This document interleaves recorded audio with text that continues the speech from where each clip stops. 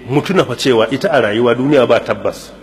Yaron da ya zama maraya a yau babansa ya rasu, shekaran jiya mai yiwa baban bai ma tuna mutuwa ba a rayuwa. Mutane da dama ita fa tsakanin rayuwa da mutuwa kyaftawan ido ne. Kawai yanzu ka ga an maka wani ya rasu, wani abu ma kawai sai ka dauka fa wallahi kawai ba da gaske bane, sai ka dauka fa wani fa in na je fa zan ganshi, kuma wallahi ba za ka ganshi ba.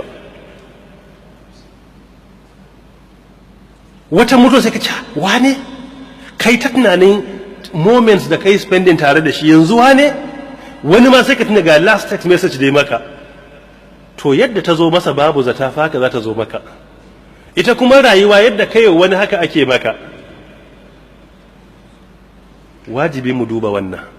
Mutuwa wa'azi ne.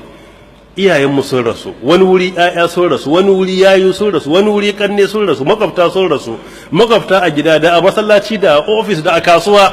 To mutuwan nan wa'azi ne, wata ran fa za ta zo gare ka, za ta zo gare, za ta zo gare shi.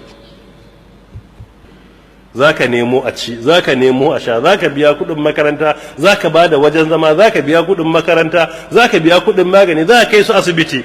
To idan fa kai baka jin daɗin duniyar, amma samuwarka duk kuncin da kake ciki kuma shine jin daɗin nasu.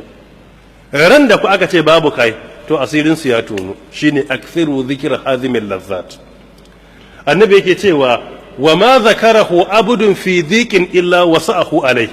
Annabi ya ce duk wanda ya ji duniya ta masa kunci, ya shiga damuwa na talauci ko abin da ya kama da wannan, annabi ya ce in ka tuna mutuwa ka gane fa cewa nan duniyar ma fitar za a je a sa ka a rami abun ne, sai ka ji kuncin ya tafi.